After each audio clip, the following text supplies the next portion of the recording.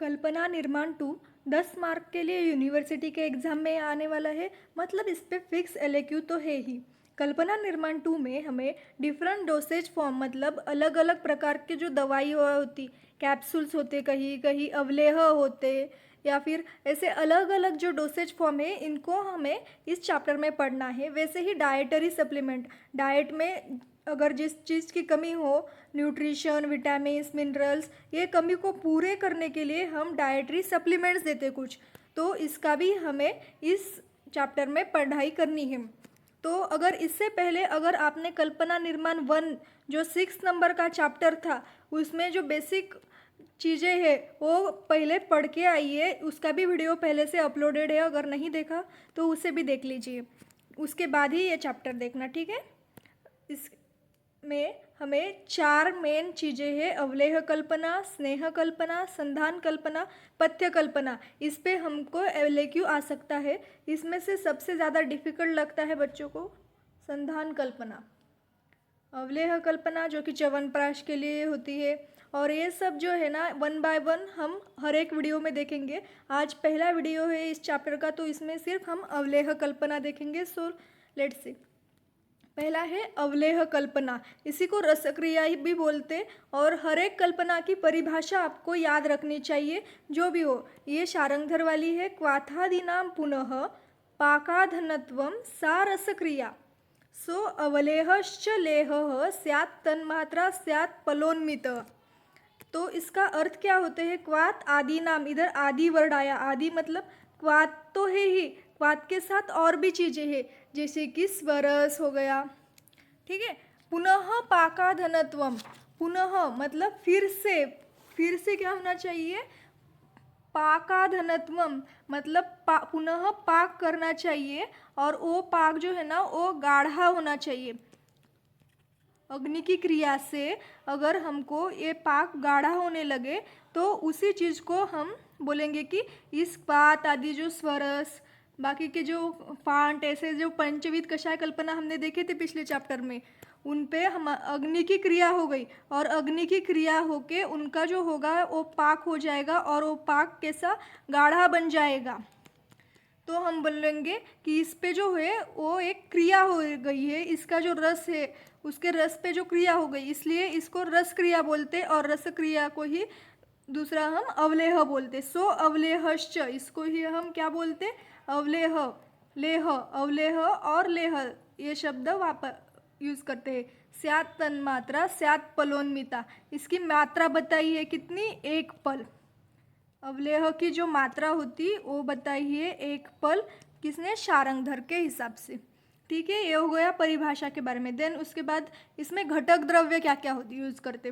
घटक द्रव्य तो पहले तो 3 याद रखने: द्रव द्रव्य, मधुर द्रव्य और प्रक्षेप द्रव्य। द्रव द्रव्य में क्या क्या आता? क्वांत और स्वरस। द्रव जो होते हैं उसमें क्वात और स्वरस याद रखने का। मधुर, मधुर में क्या क्या हम यूज़ करते हैं? गुड़, शर्करा एंड मत्स्यांडिका। प्रक्षेप द्रव्य है, अलग अलग हिसाब से अलग अलग प्रक्षेप द्रव्य, अलग अलग जो भी हम लेह बनाएंगे उसमें अलग अलग प्रक्षेप द्रव्य डालते हैं।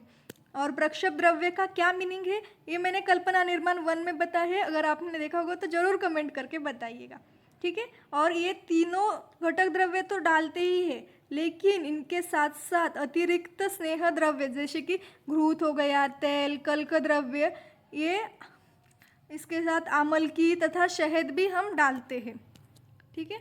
और इतना हमने अब तक देखा, तो इसके लिए एक एग्जाम के लिए एमसीक्यू आ सकता, वो देखते ही अवलेह के निर्माण हेतु निम्न में किसकी आवश्यकता होती है?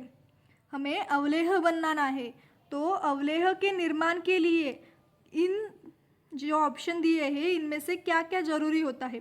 तो पहला ऑप्शन है क्वाथ। क्वाथ लगता है क्या? सोचो, शहद, चीनी, और उपरोक्त सभी। क्या आंसर होना चाहिए? ये देखो हमने अभी बताया, क्वाथ लगता है घटक द्रव्य में, शहद, शहद भी यहाँ पर दिया है, चीनी मतलब मधुर द्रव्य में हमने क्या लिया है? शर्करा। तो ये तीनों भी लगते, तो इसका आंसर क्या होना चाहिए? उपरोक्त सभी, ठीक है। देन अवलेह निर्माण की विधि क्या होती है? तो सर्वप्रथम यदि स्वरस से अगर हमें अवलेह निर्माण करना है तो जो जो द्रव्य हमें, जिस द्रव्य का हम अवलेह बना रहे हैं, जैसे कि वासा अवलेह बना रहे हो, ठीक है, तो पहले अगर हम स्वरस से बना रहे होंगे तो उसका वासा के जो पत्ते हैं उनका हमें स्वरस निकालना होगा, ठीक है। अगर हम क्वाथ से बना रहे हैं तो क्वाथ द्रव्य को यवकूट करके उसका क्वाथ निर्माण करते हैं। अगर हम कल्क से बना रहे हैं, अगर हमने वो जो अवलेह बनाना है तो कल्क से अगर बनाना है तो कल्क बनाकर क्या करें, उसके स्नेह के साथ उसको धीरे धीरे भूनना चाहिए, थोड़ी देर गैस पे स्नेह भर्जित कर लेते हैं। ये हो गया। हम अवलेह किस किस से चीज़ से बना सकते, स्वरस से भी बना सकते, क्वाथ से भी और कल्क से भी। और ये हम कैसे डिसाइड करते, द्रव्य के हिसाब से, जिस द्रव्य का अवलेह बना रहे हैं उसके हिसाब से हम डिसाइड करते हैं कि उसका स्वरस लेना है, क्वाथ लेना है या कल्क, ठीक है। और स्वरस से करना है तो क्या, उस द्रव्य का पहले तो स्वरस निकालना पड़ेगा। अगर क्वाथ से बनाना है तो यवकूट करके क्वाथ निर्माण करना पड़ेगा। और कल्क से बना रहा है तो उसे स्नेह भर्जित कर लेना चाहिए पहले। ये सब होने के बाद तत्पश्चात क्वाथ या स्वरस में मधुर द्रव्य, सबसे पहले घटक द्रव्य में हमके देखा था क्या कि सबसे पहले द्रव द्रव्य जैसे कि क्वाथ और स्वरस, ये तो हमने पहली स्टेप हो गई। देन नेक्स्ट स्टेप में क्या है, मधुर द्रव्य। इधर देखो, तत्पश्चात क्वाथ या स्वरुस जो भी हमने चूज़ किया उसमें से हम पहले मधुर द्रव्य डाल लेंगे और उसको पकाएंगे। यदि कल्क डालने का उल्लेख है तो 1 या 2 तार की चाशनी बनने के उपरांत कल्क को इसमें अच्छी तरह से मिला देते हैं।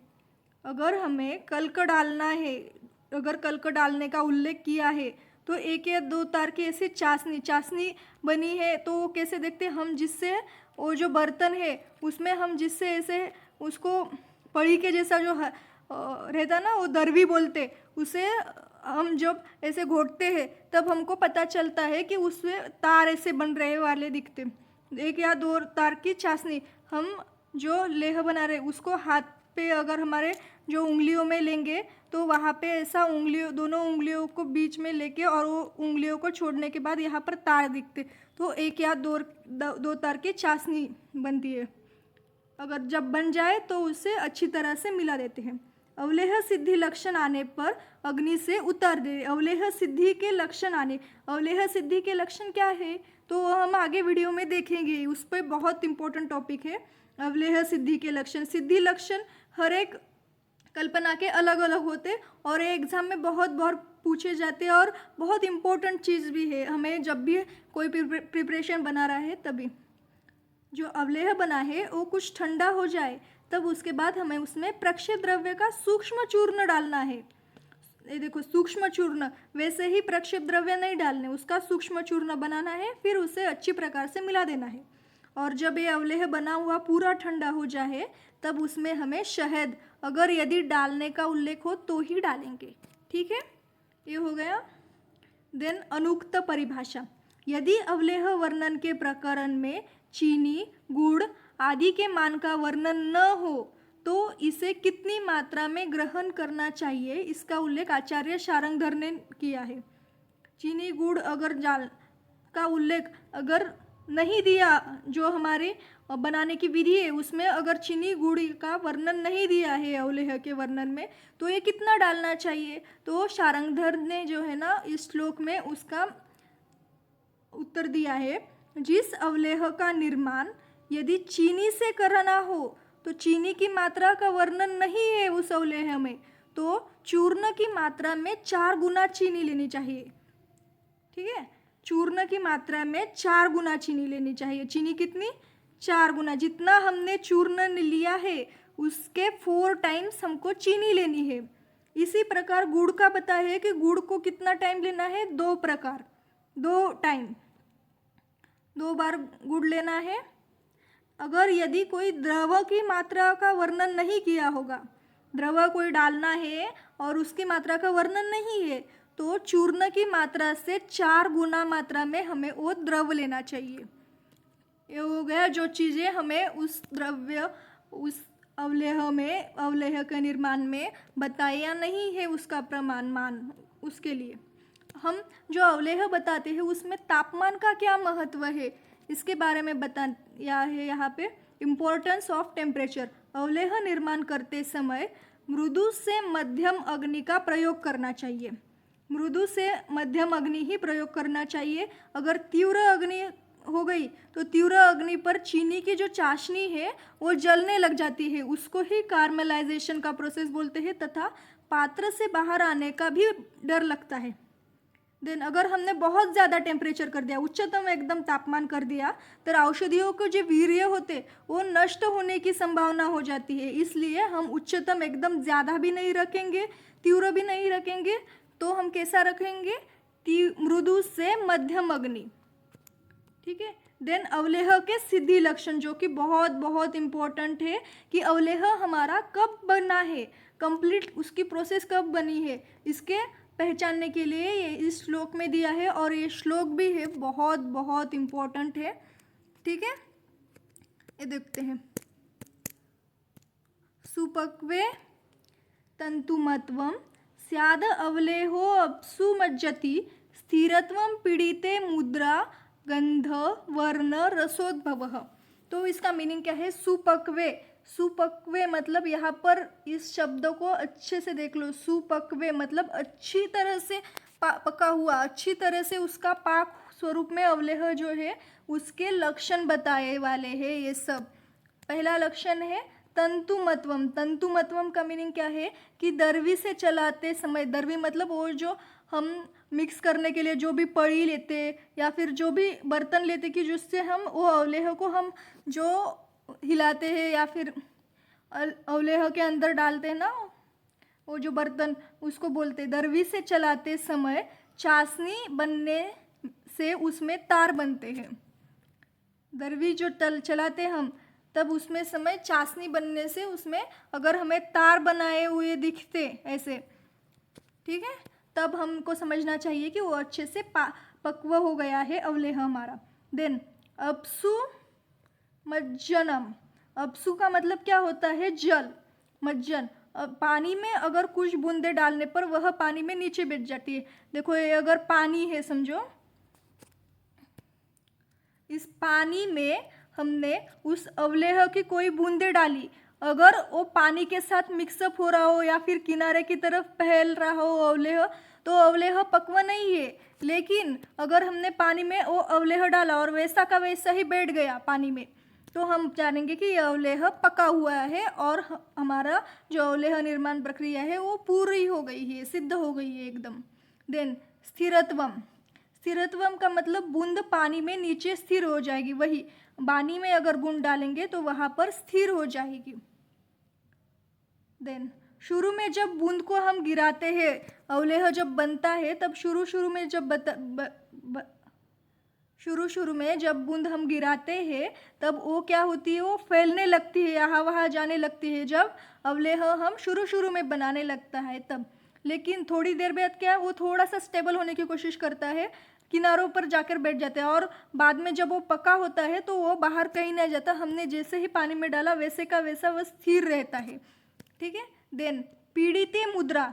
पीड़िते मुद्रा का मतलब होता है कि ठंडा जब अवलेह हो जाएगा तब उसको अगर अंगूठे से में लेके हम ऐसे अंगूठे में दबाए तो उसमें अंगूठे के रेखाओं के निशान रहते हैं, थंब इम्प्रेशन जिसको बोलते हैं, वो बन जाते हैं। देन गंध वर्ण रसोद्भव।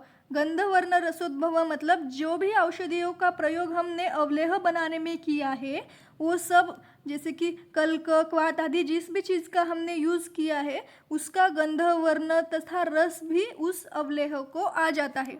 तो ये 5 इम्पोर्टेंट स्नेह सिद्धि लक्षण है, अवलेह के सिद्धि लक्षण है, अवलेह सिद्धि लक्षण है ये 5 इम्पोर्टेंट। तो ये सब आपको याद होने चाहिए। स्नेह सिद्धि लक्षण बाद में हमको पढ़ना है, वो भी इम्पोर्टेंट है इस, लेकिन यहाँ पर क्या है, अवलेह सिद्धि लक्षण। ठीक है, देखिए इस अवलेह सिद्धि लक्षण पे एक एमसीक्यू है, निम्न में एक अवलेह सिद्धि लक्षण नहीं है पूछा है। कौन सा नहीं है, देखो, वर्ती निर्माण, अपसु मंजन, तार बनना, पीड़िते मुद्रा, इन चारों में से कौन सा हमने अभी नहीं देखा। एक बार देख लो ये 5 लक्षण कौन कौन से है, तंतुमत्व, अपसुमज्जन, स्थिरत्वम, पीड़िते मुद्रा, गंधवर्ण रसोद्भव। इसमें से कौन सा आपको नया लग रहा है, वर्ती निर्माण। ये हमको आगे एक लक्षण आएगा, सिद्धि लक्षण दूसरे कल्पना के बारे में, लेकिन ये अवलेह सिद्धि लक्षण है क्या? नहीं है। तो यहाँ पर कौन सा आंसर हो जाएगा? वर्ती निर्माण। देन अवलेह निर्माण के लिए हमें कौन सा बर्तन, कौन सा पात्र यूज करना चाहिए, इसके बारे में हमको आचार्यों ने पहले बताया था। ठीक है, विभिन्न प्रकार के पात्रों का उल्लेख किया है हमारे आचार्यों ने, लेकिन हम अभी तो क्या करते हैं, अभी जो पात्र अवेलेबल होगा स्टेनलेस स्टील या फिर लोह का, वही यूज करते हैं। लेकिन आचार्यों ने कौन कौन से बताए देखते हैं। चरक चिकित्सा स्थान में बताया है ब्रह्म रसायन के लिए उदुम्बर पात्र। गद निग्रह, ये तीनों भी गद निग्रह के हैं 5वें अध्याय की, लेकिन अलग अलग श्लोक में बताया है अलग अलग के लिए। गद निग्रह में अमृत प्राश अवलेह के लिए बताया है रजत पात्र। गद निग्रह में ही अगस्त्य हरितकी अवलेह के लिए है बताया है ताम्र, और भल्ला तक के लिए बताया है लोह पात्र। याद रहेगा, अमृत प्राश के लिए रजत, अगस्त्य हरितकी के लिए ताम्र, भल्ला तक के लिए लोह। इधर देखो ल है तो लोह, त अगस्त्य ताम्र पात्र, रजत और अमृत लास्ट में एंड में त आ रहा, और यहाँ पे भी रजत में भी त, ऐसा कुछ याद कर लो। ठीक है, ज़्यादा ट्रिक के चक्कर में पड़ोगे तो ट्रिक के लिए ट्रिक याद रखनी पड़ेगी, तो जितना याद रख सकते हो उतना रखो। ठीक है, आजकल स्टेनलेस स्टील के पात्रों का ही हम उपयोग करते हैं अवलेह निर्माण के लिए। ये तो बताए। अवलेह की मात्रा कितनी होनी चाहिए? जनरली जो शारंगधर ने बताई है वो है 1 पल, जो कि प्रवर मात्रा बताई है। यादव जी ने बताई है 1 कर्ष, जो कि मध्यम मात्रा बताई है। देन अवलेह के लिए पाक काल बताते हैं। अवलेह की पाक काल कितना होना चाहिए, उसके लिए ये श्लोक है। आचार्य शारंगधर ने क्या किया है, घृत, तेल, गुड़ आदि के लिए 1 दिन से अधिक दिन में पाक करने का निर्देश दिया है, और आचार्य के अनुसार ऐसा करने से इनमें विशेष गुणों की उत्पत्ति हो जाती है। अगर हम घृत, तेल, गुड़ आदि को 1 दिन से ज़्यादा दिन के लिए पाक करेंगे तो इनमें विशेष गुण की उत्पत्ति हो जाती है, ऐसा आचार्यों का कहना है। और इसका संरक्षण, अवलेह का संरक्षण करने के लिए फूड ग्रेड प्लास्टिक कंटेनर या फिर कांच के पात्र में उनको सुरक्षित रखा जाता है, और जो शेल्फ लाइफ होती, सवीर्यता अवधि, मतलब कितने साल तक वो प्रोटेक्ट कर सकते, तो वो है 3 साल तक हम वो अवलेह कल्पना को रख सकते हैं। देन वासा अवलेह। वासा अवलेह, हमने जो अवलेह देखा उसमें का एक एग्जाम्पल है वासा अवलेह। इसके लिए श्लोक है भाव प्रकाश राजे क्षमा में। अगर आपको याद होता हो तो करो, वरना इसका मीनिंग तो याद रखना ही पड़ेगा। यहाँ पर एक याद रखने वाली चीज़ जो है, एक किस किस रोग में काम में आता, राजेय क्षमा, कास, श्वास, पार्श्वशूल, हृदयशूल, रक्तपित्त, ज्वर, इन रोगों में काम आता। ठीक है, वासा अवलेह। वासा अवलेह के घटक द्रव्य क्या क्या है? वासा का स्वरस और क्वाथ, स्वरस भी ले सकते हैं और क्वाथ भी ले सकते हैं हम वासा का। वो जो है उसका मात्रा वो लेना है, वासा स्वरस क्वाथ 64 तोला, 64 तोला। देन शर्करा, शर्करा जो है 32 तोला, पिपली चूर्ण 8 तोला, घृत 8 तोला, शहद 32 तोला, 32 तोला। ये आपको याद रखना पड़ेगा। ठीक है, ये सब घटक द्रव्य वगैरह सब। वासा अवलेह का निर्माण विधि। वासा अवलेह कैसे प्रिपेयर करते हैं? सर्वप्रथम वासा के ताजे पत्रों को साफ कर उसका स्वरस निकालते हैं पहले तो।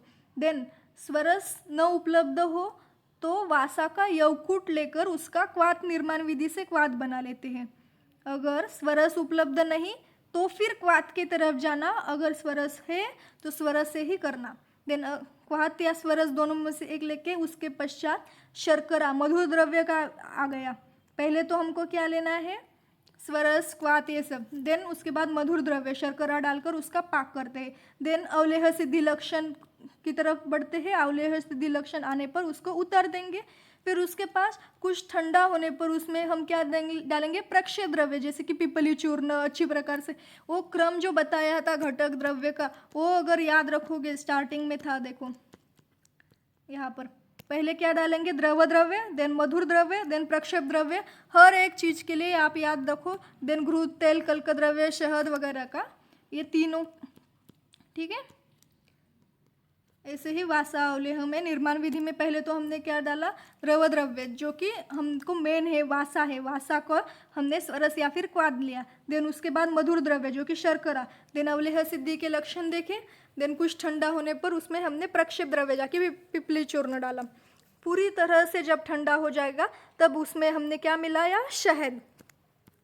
वासा अवलेह जो है, वासा अवलेह निर्माण करते समय जब स्वरस या क्वाथ में हम चीनी डालकर पाक करते हैं तब घृत को भी डाल देना अच्छा रहता है। अगर इस योग में शहद की मात्रा अगर ज़्यादा है, इसलिए इसका पाक अवलेह पाक की अपेक्षा से थोड़ा अधिक करना उचित रहता है, जिससे शहद मिलाने पर यह अवलेह जैसा बन जाना चाहिए। आधुनिक समय में मतलब अभी में कई कंपनियां वासा अवलेह के ग्रैन्यूल्स के रूप में बाजार से बेचती है। जैसे यदि इसका ज़्यादा पाक कर शहद मिलाया जाए तो यह अवलेह की कंसिस्टेंसी का बनता है तथा खराब भी नहीं होता, अन्यथा इसमें फंगस लगने की पूरी संभावना रहती है। इसलिए इसको प्रिकॉशंस लेना, इसको प्रिजर्वेशन करना अच्छे से, ये इम्पोर्टेंट रहता है। ठीक है, वासा अवलेह की जो मात्रा है वो 1 तोला। इसका उपयोग होता है श्वास, कास, राजयी क्षमा, रक्त पित्त, ज्वर, पार्श्वशूल आदि में। देन सेकेंड अवलेह का जो है वो है कुष्मांड अवलेह। आपको एग्जाम में जब LQ आएगा तो इसके बारे में थोड़ा मतलब लिखना ही पड़ेगा, याद रखो जितना याद रख सकते हो। श्लोक का लिखे और न लिखो आपकी मर्जी, लेकिन छोटी छोटी चीज़ें तो याद रख सकते हो। घटक द्रव्य है बीज रहित कुष्मांड, श्वेत होना चाहिए जो 100 पल। देन जल 2 गुना 200 पल, अवशेष आधा बचेगा। इसका आधा बचेगा जब पूरा कुष्मांड अवलेह बन जाएगा। घृत 8 पल, खंड 100 पल, प्रक्षय द्रव्य त्रिकटु, त्रिजात, श्वेतजीरा, धान्याक, शहद हो जो हो 4 पल।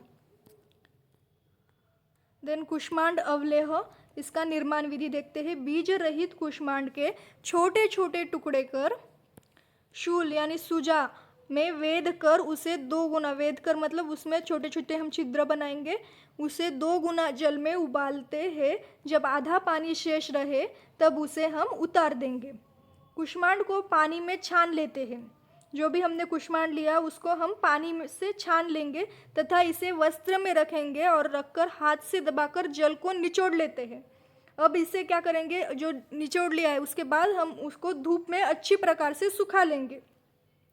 फिर उसके बाद तत्पश्चात एक ताम्र की कढ़ाई लेंगे और उसमें घृत लेकर कुष्मांड के जो टुकड़े हैं, पहले हमने छोटे छोटे टुकड़े किए थे, उस छोटे छोटे टुकड़े को भर्जित करते हैं, मतलब उसको भर्जित करते हैं।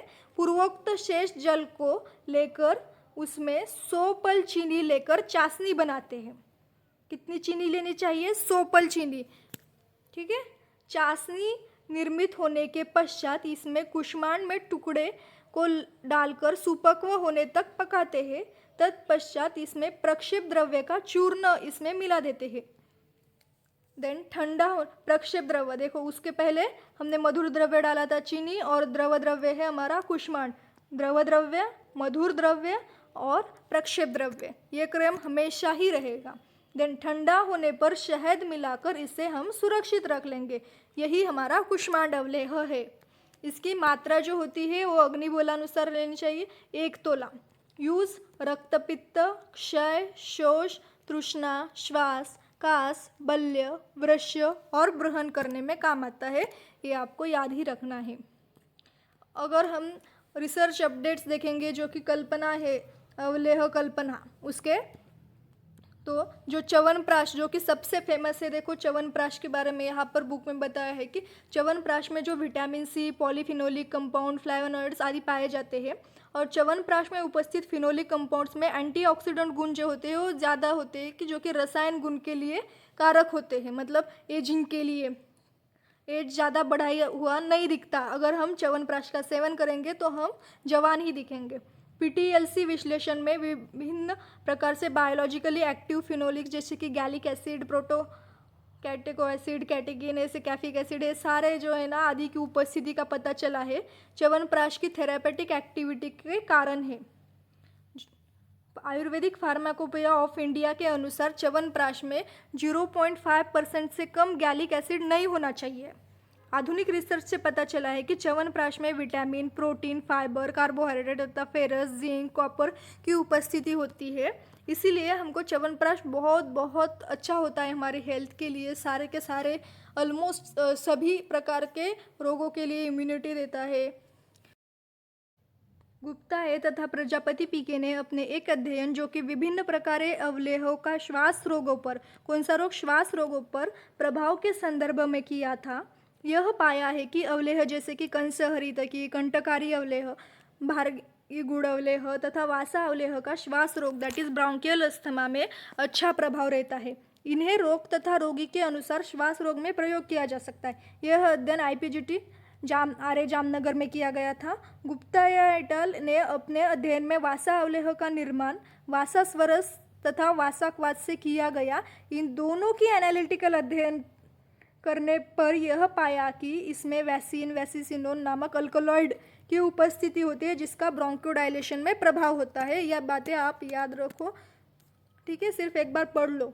मार्केट सर्वे, ये भी एक बार पढ़ लो कि market survey is the survey research and unit of analysis of the market for a particular product or service which includes the investigation into customer inclinations।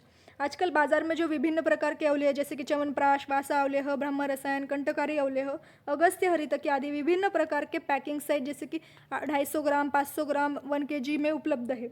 इनका निर्माण तथा मार्केटिंग विभिन्न प्रकार की फार्मा कंपनी जैसे कि डाबर, बैद्यनाथ, गुप्तापेश्वर आदि द्वारा की जाती है। विभिन्न प्रकार के प्रचार माध्यमों द्वारा च्यवनप्राश की मार्केटिंग की जाती है। अकेले च्यवनप्राश का मार्केट जो है वो लगभग 700 करोड़ रुपए का है। मार्केट सर्वे देखेंगे कि मार्केट सर्वे ऑफ अवलेह can be done on the following points. हम मार्केट सर्वे किस किस पॉइंट्स पे करेंगे, तो पहला है the name of the product, कौन सा प्रोडक्ट ले रहे, reference according to different reference availability, name of the pharma company, availability in the market, online availability, offline availability, then other dosage form availability like candy, chocolate granules, packaging size, distribution channel, cost of product। इन सब points के आधार पर हम अवलेह कल्पना का market सर्वे करेंगे, च्यवनप्राश का वगैरह, ठीक है। थैंक यू सो मच, और ऐसे ही जुड़ते रहिए। नेक्स्ट पार्ट के लिए सब्सक्राइब कर दीजिए हमारे चैनल को। जो हमारा जो नेक्स्ट होगा अवलेह कल्पना हमने देखा, इसके बाद हम देखेंगे स्नेह कल्पना के बारे में, ठीक है। Thank you so much.